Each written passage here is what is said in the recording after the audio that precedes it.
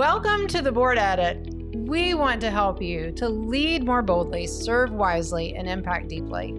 Our goal is to equip 1 million community-minded leaders to serve with confidence. I'm your host, Craig. And I'm your host, Dawn. Let's dive in. Welcome to the Confident Board Member, helping you to lead boldly, serve wisely, and impact deeply. Yeah, our goal is to equip 1 million more community leaders who can lead confidently. And we're your host. I'm Dawn. And I'm Craig. Let's dive in. You ready? Yeah, let's do this. I know. Gosh, we've been in the nonprofit space now for several decades. Yeah. And certainly if we combine that number, we might age ourselves, I guess. Yes. But, in our time of service to others, we found some natural kind of sticking points. Mm-hmm.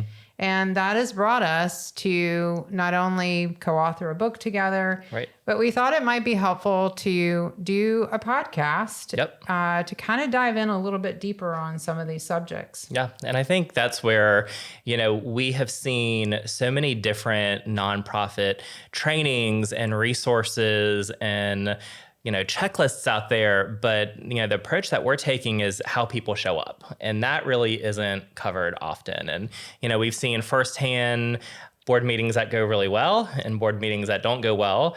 And a lot of it boils down to how people represent and how people show up and how they lead and ask good questions. And that really was the basis for the starting.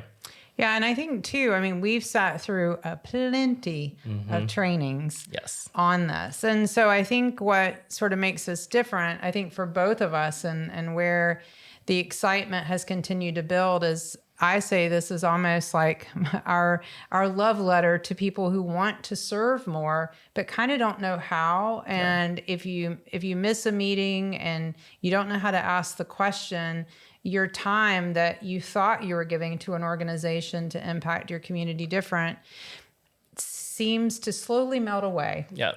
And we really want to help community leaders, especially in this time. Nonprofits are super important. Mm-hmm.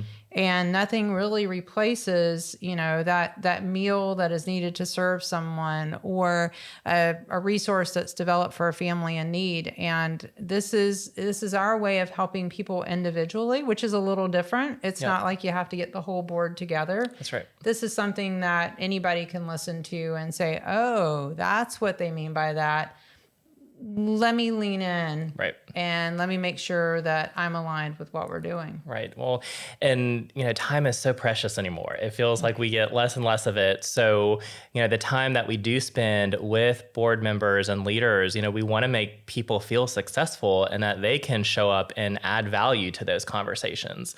Nonprofit work is inherently messy. You're working with people sometimes in various stages of crisis or different organizations and just dynamics of, different missions, working together. And, how can we cut through that and make it a little bit easier so that we all are starting from the same point, those same behaviors of where we show up, why we show up, and how we add value to it. Yes. And so I think it's helpful for our listeners to know, especially since this is our first season and our first episode, for folks to know a little bit about us. And so, Craig, I know that we've known each other a very long time now, and you really started, I would say, earlier than most people do in the nonprofit space. And so what expertise do you feel like your experience is bringing to the table? Yeah, I think having led organizations very young, I certainly bring a generational approach to it and perspective. I also bring, this service background as well, and how I was very, very involved in my community growing up, how that community reinvested in me. But then even through high school and college, service was just a component of everything that I did. And I believe, there isn't such a thing as servant leadership, because leadership is inherently through service. There isn't the different type.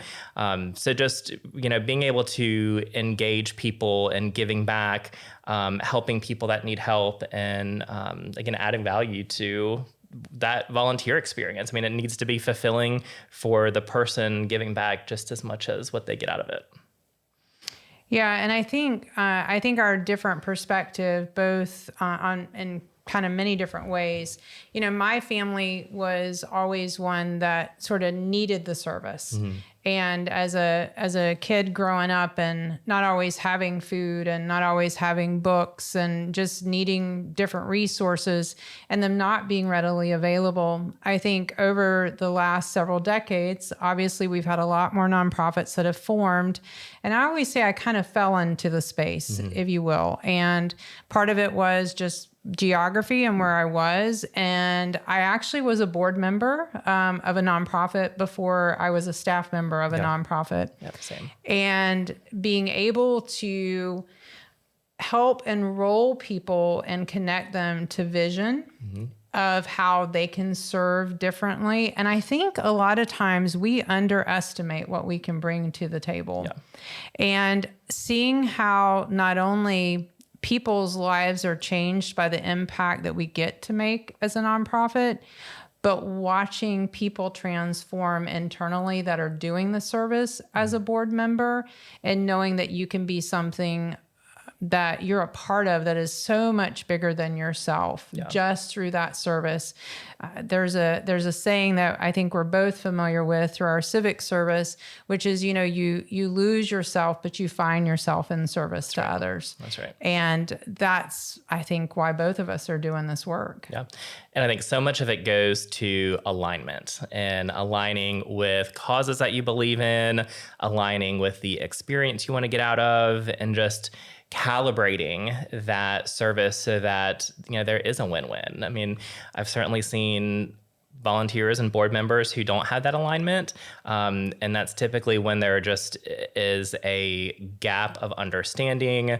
It can create friction and just people don't walk away feeling confident. And, you know, that really is the basis of our company, the Confident Company and the Confident Board Member, our book that's coming out, just so that people feel successful through service. I think people that generally show up that are wanting to do this work they would say they are confident in their professional space. Yeah. And then when you sit around a table and you hear acronyms and jargon, and there's a lot of rules to nonprofit work, both from the grant funding sources to donor ethics, there's a myriad of things, and it can get so confusing. And this word alignment that we hear and we use quite a bit, it really is about, like, if we could get a board, you know, and most boards are 9 people, 15 people. Yep. Some are larger boards, like 22, I guess, depending. But if you could get all of those people around a table pointed in the same direction with behavioral and value alignment, which is what our book that's coming out really helps to do. When you have that alignment and you're all flying in the same direction, like a flock of geese, it's amazing the velocity you can get. Unstoppable. Yeah. Unstoppable. Yeah. And that momentum builds success, and it energizes, and it provides, you know, a reason for why people are around that table. And I think that is that love letter component of, we want people to feel the excitement behind that energy and that motivation, because that's when you start moving the needle on community issues. That's when you start, you know, elevating or increasing how you're serving and delivering that mission. And there's such a power to it too. Yeah. And so we believe that this work that we are so excited to share, like even just sitting here talking, like I get more excited, because we really do want to equip 1 million more people to be able to serve and to answer this calling, because you don't, you know, we always joke, like sometimes you feel like, oh, I agreed to do that. Well, I would say that there's always serendipity involved, that someone saw something in you. That's just like with my first board service that I did. Someone saw something in me and they thought I could add value. It wasn't just because they needed to fill a seat at the table, because we've all experienced that. It doesn't feel good to us or anyone else. But if we could help more people, like hear that calling And then also be able to discern a little bit, like, is this a right fit? And so people are going to hear a lot about that in the episodes that we have planned coming up, and through the work of the book. And then there's some courses and stuff coming out. We have lots of surprises. That's right. We're excited. That's right. Yeah. We're excited. So, but I think it's really important in this pilot episode that we talk about the framework that just encapsulated so much of what we want everybody to know showing up at a table, both as a board member and as a CEO. We've both sat in both seats, continue to do so as well. And this is really the framework that we believe that if it can be embraced and we can get alignment around the table, you really can gain velocity like you could have never imagined. That's right. That's right. Yeah. I reflect on when we developed it, based again off of decades of experience in seeing it and living it, but then also seeing that this doesn't really exist. And through our research and developing the book, we've been surprised that there isn't a behavior or values-based approach to service in this way.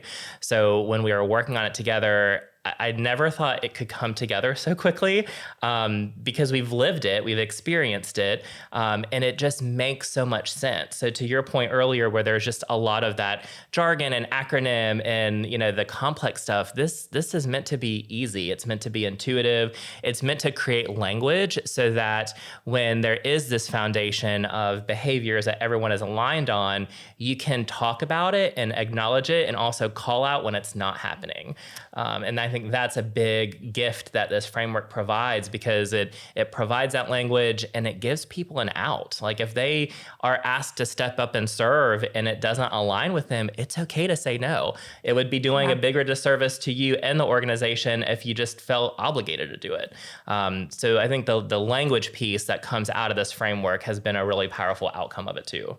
Yeah. And I think because so much of, I think what we're trained as professionals, and it doesn't matter the field, is that you're really looking at knowledge, skills, and abilities. Right. And what we know from all of, just experience in life is that it's really aligned behaviors and aligned values. And, anybody listening to this, you can think about like all the jobs that you work, and you can have the smartest person. I mean, you can feel like the smartest person, but if you're like, yeah, this doesn't fit for me because of some value or some behaviors that you're witnessing, it's not going to work. It doesn't matter, because you're going to walk in every time and you're not going to be able to show up as your best self, because you're going to get into some kind of protective mode. Yep. And so being able to have assessments that we are going to be able to get to offer as part of this framework in the book, and just all of the even downloadable handouts that people will have access to at no charge, because we really believe that this is a service that is a value add. That's right. No matter where you're listening, no matter where you're coming into this equation. And so this first episode is, let's just share some of the framework if you want. Yeah. And I think that's what was also powerful too about the framework, is that it makes it very approachable regardless of where you're at in board service. So if someone asked you to serve and you've never been a board member before, it helps you have that gut check with the first part of the framework. But then for seasoned board members who have been on all the boards and have had all the years of experience, but they don't understand those basic values to show up with, it helps to provide alignment there too. So let's get into the framework.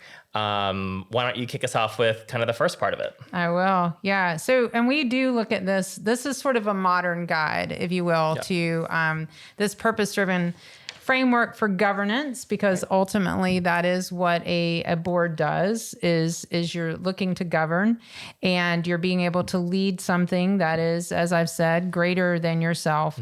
And I'm just going to say, and this is under trademark review. And so this is a framework that we start with serve.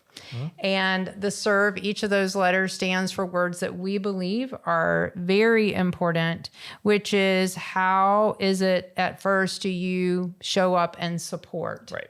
And again, we all walk through the door with our own life experiences. And if we can think about support in the way that the work needs it, thinking about who this work is going to ultimately impact. And when you're looking at how do I support, again, you first have to think about, am I really called to this mission? Yeah. Am I really called to meet a need of hunger?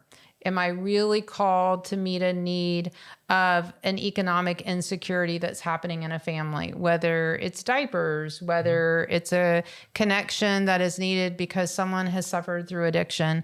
But how is it that I am aligned and called to that? We are often most equipped to help the person that we used to be. Yep. And many times, any nonprofit really is designed around something that usually has happened in someone's life.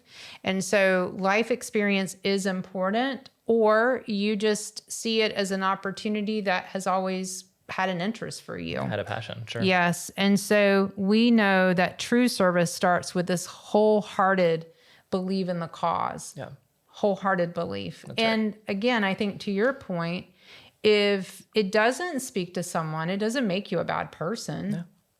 You know, there is a nonprofit that is already aligned with something that is something Correct. that you can give your whole heart to. Correct. Yeah. So anything you would add about support? No, I think that covers it so well.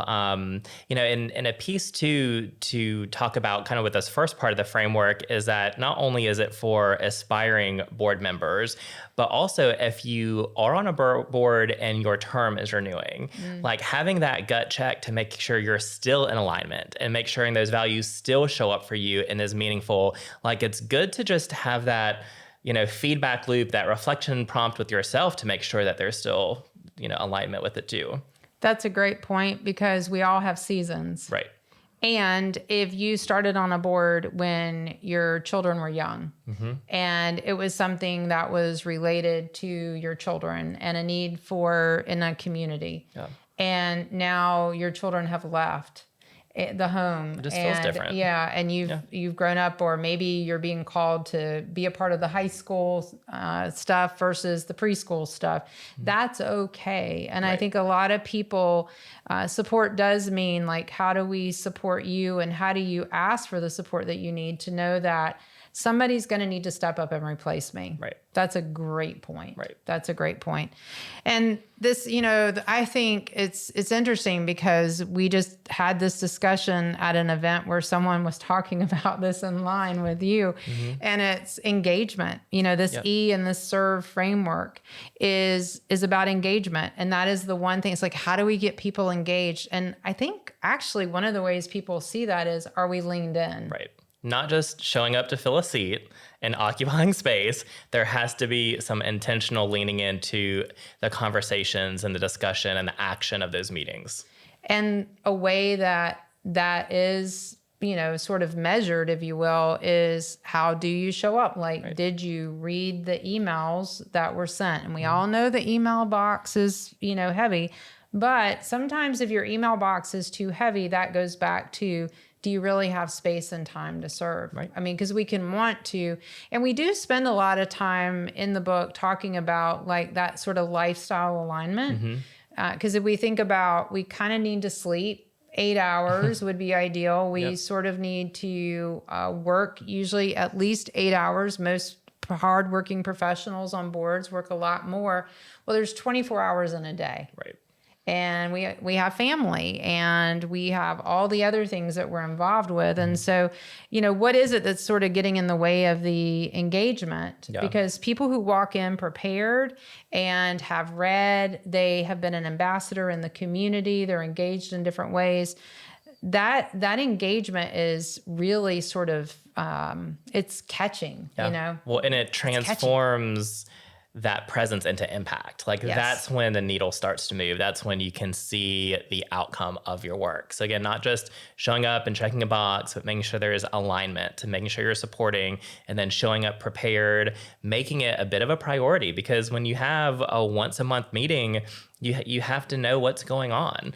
And I think we both have seen many, many board members that life does get in the way and other priorities trump that. And that is understandable. We're not shaming that because that is just reality. But then there are times where you might need to say, like, I don't know, or I can't provide input on that, or I'm just not prepared. And that's okay too. Absolutely. And I think, this next word, which is represent, which is the serve, as you're getting the hang of this here, right? The S is for support. The E is for engage. But then how do you represent in your circle of influence? Because that's really sort of the compound effect, right? Or the butterfly effect. I've heard it both ways. But it's how do you become that ripple in the pond? Because when you're asked to serve on a board, it's really not just what can I add to a table, but it's really how do I bring this circle of influence to the table? And I think this is honestly where trust really plays out. Absolutely, yeah. Because it's always like, oh, what's new in your life? You'll run into someone as a board member and it's like, oh, da-da-da. And it's like, aren't you on this board? And it's like, yes. Mm-hmm. Well, the next things that roll from your mouth are helpful or hurtful. Yeah.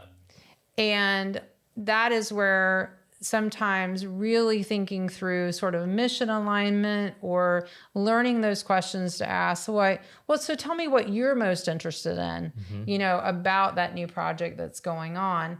Because a lot of times it's amazing what people hear in the community. Yeah. It's amazing. Yep. And being able to be engaged enough to have the newest stories. And I think also asking the staff as a board member to say, hey, please let me know about upcoming events so that I can make sure I'm representing, so that we don't have to hear things in the community as board members where it's like, oh, I didn't know that was happening. Yep. Don't let us see something as, even I did today on Facebook that I wasn't fully aware of. As a board member.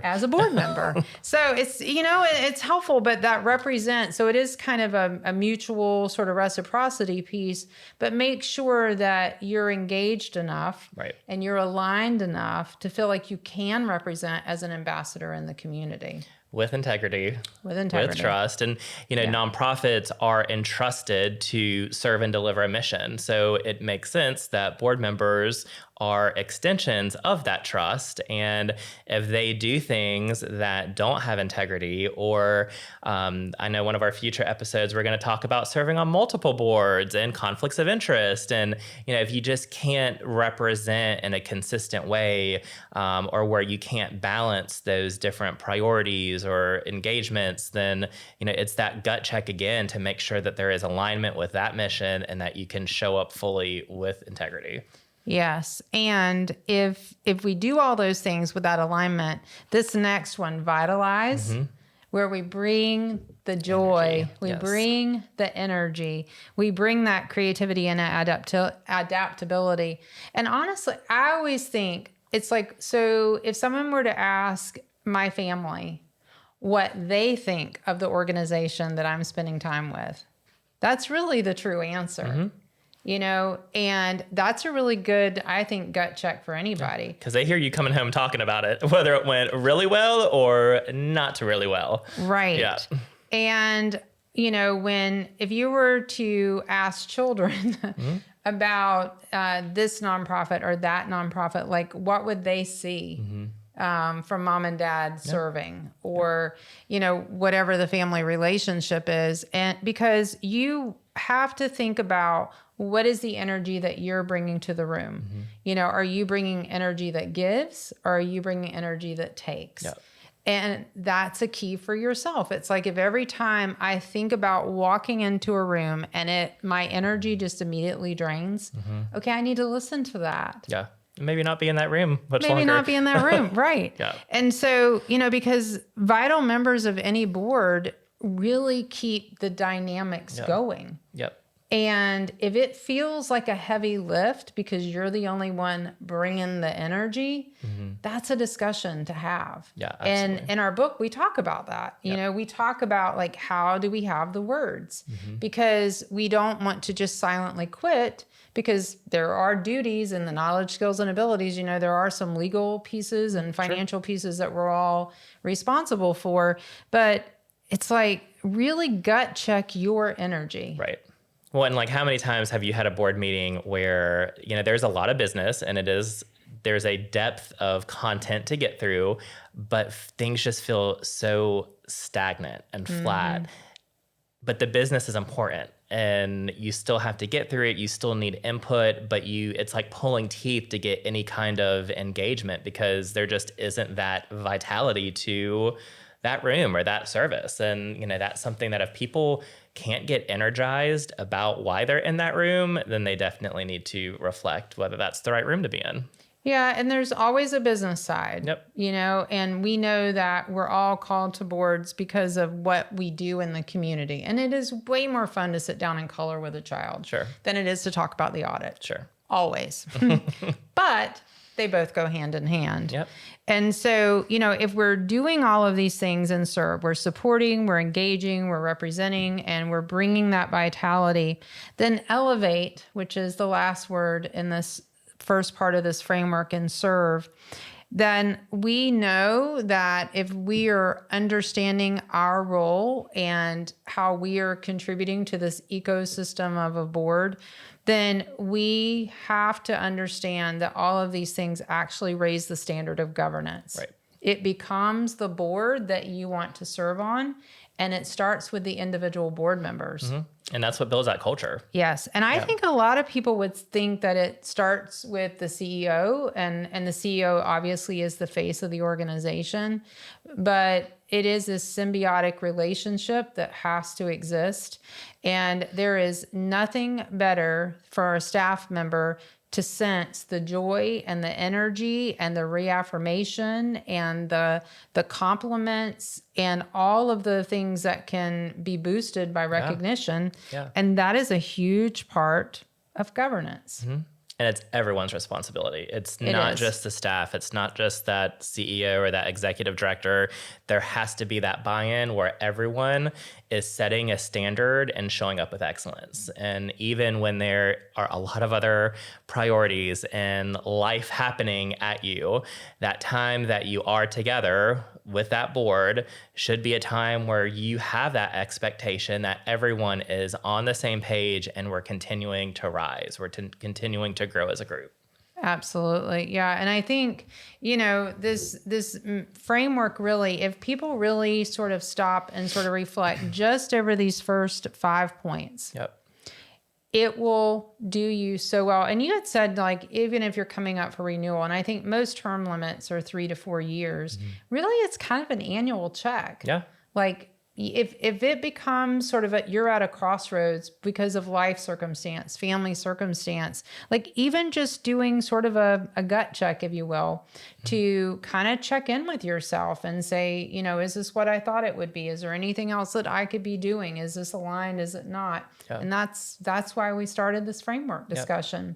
Well, and even when it's not the right time now, it doesn't mean that it won't be the right time in the future. And, you know, if you're in the middle of a 3 or 4 year term, I mean, think about 3 or 4 years ago. I mean, our lives were completely different. I mean, one, we were going through a pandemic, which was not on anyone's bingo card, but just things can change, and it's okay to step away or to reevaluate how you can contribute meaningfully in different ways. But from having children to aging parents to any kind of family time, I mean, that is going to naturally take your focus, and that deserves your focus too, right? That is the priority. But if you can't provide that same level of focus to your service opportunities, then it's just a time to reflect and maybe take a step back.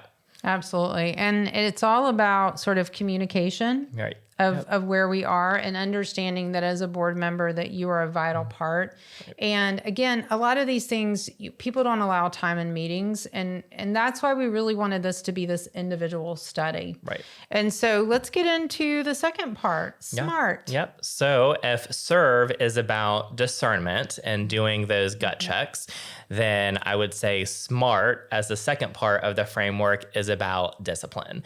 And it's about having a set of values that people can maintain consistently and having an expectation that everyone else around the table can also maintain that. So to kick things off for our second part of the framework, SMART, the first word is stewardship, S in our mnemonic here. And when we talk about stewardship, it's kind of that next level after represent. So you're representing with integrity, with trust, you're stewarding that mission, and that is where you're safeguarding the public trust behind that mission and donor trust behind that mission. This is where we see your fiduciary duties come in, because while the audit is always boring to talk about, it's still necessary. And that's what provides and ensures public trust too. So stewardship for this is making sure that the mission and the resources and that trust are in alignment with how that organization functions. And I think it's really important. I think this is where the values piece and money, right? Because you didn't say the word money, but money, right? That's money. That money. Yep. and I think this is really, trust is at the core of this. Yep. Because there are a lot of things when we serve on boards that we can't repeat. Right. And it's a lot of donor trust, and it's a lot of grantor trust that you are able to carry those things out. And I think a lot of times as an individual board member, we don't recognize that, or maybe we don't trust it. We think about conflicts. Right. And it is hard because when people, we know, especially in small communities, maybe large, but mine is more rural kind of spaces that I have served in, and people serve on multiple boards. And I think this is what really can challenge stewardship. It can, yeah. So, a lot of people have heard of duty of care, duty of loyalty, duty of obedience. And this is where those three duties really fall in with stewardship. Because if you can't hold things with confidentiality, or you can't separate serving on multiple boards, or just being able to represent the organization and maybe be an advocate for it and step up and use your voice, then that is where people are not going to be as successful as a steward for that cause. Yes. And being able to have words to think about that and to talk about that is, again, just another reason why we want to offer up this framework. Just another reason, because we haven't found this in books. No one really, even though we've heard those three duties before, we really haven't thought about it in terms of a behavior or a value. Right. Or having that expectation that everyone shows up with that at the forefront of their mind, right? So it's not a matter of having to say, well, this information is confidential. There should be some implied understanding that there is a level of privilege to some of that information. And, rather than reminding everyone at every step, like they're just that expectation, that understanding that people have showing up. Absolutely. Yep. Yeah, it's powerful. It is. Equally powerful is our next part of the framework, which is M for motivated. And to me, this is, again, that next step behind vitality.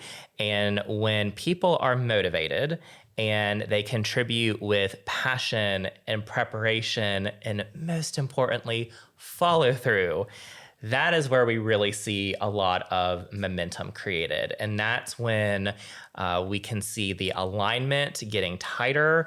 We know we're all paddling in the same direction and we're not herding cats, because my goodness, how many times have we been in groups of people and it feels like herding cats. And, the geese are not in formation. Everyone's flying in different directions. And there's a lack of motivation. There's a lack of accountability to say, like, how do I show up and follow through on these commitments? Or to your point earlier, if you can't, just communicate that. If there's something that prevents you from doing that, talk with the staff about it or talk with the board leadership about it, because you have to have preparation. You have to have that passion for it. Yeah. And I think you bring up a point too, in terms of, because I've certainly been in a room and it's like, what happened? Like, what just happened? Or 2 hours later you walk out and you ask, wait, what just happened? That was not the meeting I had hoped for. That's 2 hours I'll never get back in my life. Yep. Yeah. And I think it's really, again, I think it goes back to like, why are we here? Right. And I think that is where, mission moments and that sort of piece about sort of keeping that in the center of the table, sort of in a metaphorical way, or at the concept of, I'm giving my time because as when we walk in, but it really is, it's sort of like, what's in this for us? What's in this for me is a question that does have to be asked. It doesn't always feel good to ask this, but it is sort of like, so what am I gaining from this? Mm-hmm. And if your motivation for serving on the board is networking and feeling honored because you know who else is serving on the board, that's great. Make sure that internal motivation aligns with actually what type of board it is. Yeah. Because you might not know the story of why that family has for generations been a part of that board or helped to create the nonprofit. So just kind of make sure that your motivation aligns, because they may be there for a completely different reason than you are. And how do you sort of discern that? And maybe it is just taking an individual meeting, say, hey, I've been asked to be a part of this board that you've been on for a while. Could I have a cup of coffee with you? Yeah. And check those motivations. Yep. I worked with a board once where they grew very quickly and their service delivery model changed. And whereas before, board members would show up to provide the meals and, provide, the actual delivery of the service, it really changed for them to be more at a governing level where they didn't have that hands-on experience anymore, but people were still very motivated by that. And we had to have just a really honest conversation around, if that doesn't align with what fuels you and what motivates you to serve, then volunteer. You don't have to serve on the board because the organization has changed. So just, again, that gut check of making sure there's alignment for what motivates you to serve is really important. Absolutely. Yep. Yeah. And I think you're going to talk about this in the next one. And then I think it's also like when we notice that about someone we're sitting next to, or we notice it about ourselves, like how does accountability play into this? Yep. So accountability, that is the A in the SMART framework. And so much about accountability is honoring those commitments. So, you have to be motivated to follow through, but accountability comes in to make sure that if you have made a pledge, you are honoring that. And whether that is a pledge of a connection or a pledge of a donation or a pledge of, hey, I will review this policy, whatever that pledge is, making sure that it is honored and making sure that there is a collective expectation that people follow through on their commitments. Because we've heard the 80-20 rule, and this is where accountability is so important. When only 20% are following through, the rest of for the other 80%, they're not doing those things, and it starts to create divides. And it can create resentment. It can create this dissociation of understanding. And that's when culture really starts being impacted by this. Yeah. And I think, one of the things that we've, one of our offerings with the Confident Company is also helping people that if you're maybe new in this kind of service world, like knowing yourself behaviorally, which through a couple of assessments and stuff that we're trained in, we think it's helpful because I will chase a shiny new squirrel all day long. And I've had to learn not to do that because I can really overpromise and underdeliver. Yeah. And we don't want to do that. Yeah. We want to underpromise and overdeliver. Yeah. And that only comes from really sort of knowing yourself. Right. Right. Well, and having that language, right? So we can acknowledge it without guilt or judgment. So you can go squirrel hunting when you need to, but also when we have to say, okay, we're not hunting squirrels today. Let's focus or bring it back in. And I am the most guilty of that too. So, we can laugh, we can say it that holds people accountable without saying, Dawn, you're a terrible person for going squirrel hunting. That's not what anyone is saying. It's just having that. Some of it's humility too, and just being able to speak that language and holding others accountable, because there's also a different dynamic too, from the CEO or the executive director. Their level of accountability over board members is different than board members as a peer-to-peer. And so much that I've seen where that ED or that CEO gets kind of stuck in the middle of trying to hold a board member accountable to something they committed to, when that is the opportunity for other board members or board leadership to say, to stand up and say, hey, this is what we all agreed to. This was a collective decision by us as the board, as the volunteer group, not the staffing piece of it. Absolutely. Yeah. We could do a mnemonic for squirrels. There we could. Q might be hard. That'll be in our next book. How about that? Yeah. That'll be in the next one. That sounds good. So R, that gets us to resourceful. And, we use our favorite nonprofit words like fiduciary and, these very kind of lofty terms when resources can mean so many different things. And I think people a lot of times just immediately go to money or the fiduciary aspect. But when we talk about being resourceful as part of the Serve Smart framework, we're talking about leveraging all of those assets. So time, talent, networks, creativity, that is how impact is multiplied. Yeah. It's not just a one-time gift. It's not just inviting one person to a fundraising event. It's who do I know? What time do I have to give? What associations or groups could I connect with? So, in our book, one of the activities we do is like a network mapping, sort of speak, to really understand where those connections lie so that we can integrate it into how we show up as board members. Yeah. And I think that's where too, even just coming to board member meetings, right? I think actually like one of the best things is like, does the schedule align with your life schedule, right? So that you can show up. Because I think, at least for me, where I have seen like the biggest sort of multiplying effect happen is when board members come to meetings. And they sit and they talk, and it's whether, there are organizations that meet virtually, which is fine. Allow that space and time for the chit chat. Yeah. Because it's always in the serendipity of what happens going to grab your bagel or get a coffee in the as part of the board meeting where you're like, oh, I hadn't really thought of that. And so being able sometimes to just share your story can be the biggest resource of all. Yeah. Well, and we're all human and we all desire that connectedness, right? Yes. And that's where showing up and being a presence, not just existing and converting oxygen to carbon dioxide, but actually engaging and sharing that story and being a presence, like that's where that connectedness happens. That's where fulfillment begins to really blossom. And it goes back to some of our other values of when you feel connected to it, you're going to feel more motivated to follow through on those commitments, to be accountable, to connect with other business associates, with the staff, and making that a meaningful connection. And I think, too, holding space, if you're a person who kind of needs to percolate and ruminate, over things before you sort of share your ideas, and it's not in the banter right on the spot, make sure you just communicate like, hey, this is my style, but I'll follow up with you in the next couple of days, and making sure that that's the relationship that you have with the staff or the other board members, because sometimes the greatest ideas do need to bubble up for a little bit, before they're shared. So it's not, again, just the banner there, which is kind of what I do, but it can be, I've seen some of the greatest ideas say, hey, I was thinking about this. I checked on it.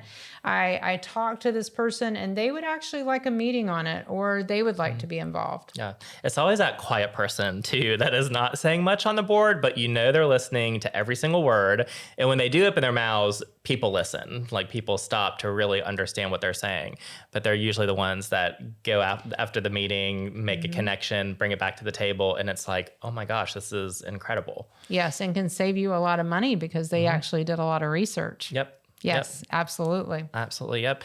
So that gets us kind of along the same line of thinking to our next letter, which is T for teamwork or team oriented. And this is where that collaboration and unity as a board really comes into play. So healthy teams embrace diverse perspectives. They embrace constructive conflict. They embrace a sense of trust so that you can have really hard conversations without people feeling attacked or walking away feeling lesser of a person. Because when we're having these conversations, good questions should add light and not heat, right? And we've all seen those board meetings where it's a firing squad of being peppered to death by, certain behaviors and certain, lines of questioning. And that's not what we want to see. And teamwork is the galvanizer of bringing all these different people and perspectives and diversity and backgrounds. That's the glue that is bringing people together to really fulfill that mission too. And we know to have a true championship team, you have to be playing the same game at the same time on the same court. And so the meetings after the meetings don't always help a team-oriented. And that doesn't mean that sometimes there's not things that need to be said after a meeting, because that is helpful to the team.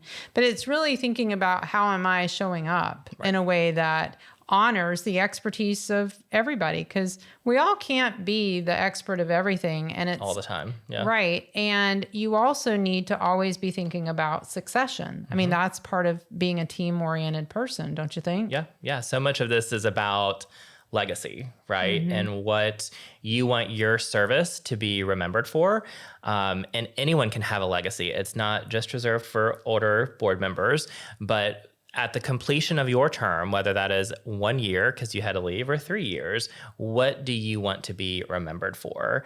And I think if people thought more with the end in mind and beginning with the end in mind, like Covey's framework, like there is such power to that adjusting behaviors and expectations, because the goal is outcome and impact, not personalities and egos. Love that. Yeah, because I think that's a really great word. Ego, you really are sort of edging things out. You're edging the good out many times, like when you show up with ego. And we all have to humble ourselves. And that's why I think we chose the word confidence, because it's really about how do you sort of lean forward with your best unique self. You know, I'm a person who believes that we are all created in this individualistic way. And in fact, there's plenty of things that says, all of us have different fingerprints, right? All of our eye prints are different, or whatever they say these days. But it's really, how do we allow space for that? How do we allow space for everyone, knowing that we all have a shelf life, we all have a season, and we are really hopeful that this framework will just continue to contribute and to make this this work that is so important in communities through a nonprofit space. There's nothing that replaces it. There isn't. And I think teamwork is one of my favorite principles, because it also goes into one of my favorite chapters in the book, which is called The Overly Confident Board Member, and how when teamwork doesn't exist, how those behaviors on speed can have a very negative concept as well. And we've seen that before, because egos get in the way of mission delivery, and it's more about the self than the service. And that is never productive or constructive. Well, and I think it goes back to our individual personalities, knowing that in all of our personalities, we create shadows, and it's being aware of that. Yeah. You know, if we're a person who talks a whole lot, then we don't allow space, or people think we're not going to listen. And I say we for me. And then if you're a person who doesn't speak, some people can think you're not interested, right? Or that something else is going on. And so all of our personalities create shadows. Right. And yes, I can't wait to get to the podcast on that. Yep.